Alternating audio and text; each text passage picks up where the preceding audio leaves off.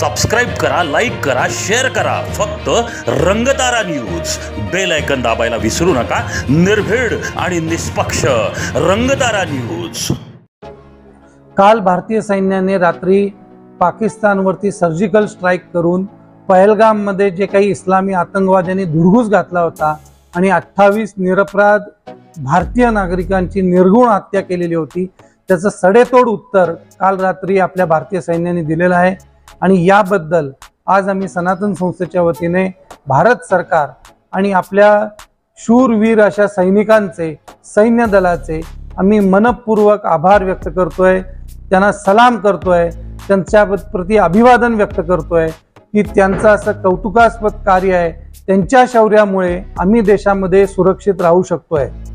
एक गोष्ट मात्र समोर घडताना दिसते की या देशामध्ये राहणारे काही पुरोगामी लोक अशा प्रकारचे सर्जिकल स्ट्राईक झाल्यावरती सैन्य दलाच्या पाठीशी भक्कमपणे उभे राहण्याऐवजी त्यामध्ये शंका निर्माण करण्याची काळी कृत्य करतायत, नॅरेटिव्ह पसरवण्याचं काम करतायत. राणा आयुब सारखी मुलगी त्या ठिकाणी सैन्य दलाचं एक विमान पडलं अशा प्रकारचं ट्विट करते.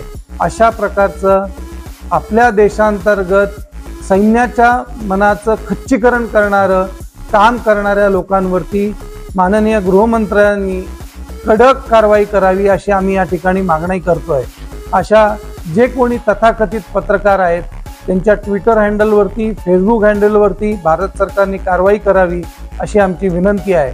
आणि हा जो काही नॅरेटिव्हचा लढा आहे तो आम्ही सर्व संघटना एकत्रित येऊन सैन्य दलाला आज आम्ही वचन देतोय की हे जे कोणी तुमच्या विरोधात तुमचं खच्चीकरण करणारे जे लोक आहेत, ज्या संघटना आहेत की ज्या विदेशातल्या पैशावरती नाचतायत, त्यांना सडेतोड उत्तर देण्याचं काम आम्ही सर्व संघटना एकत्रित येऊन करू.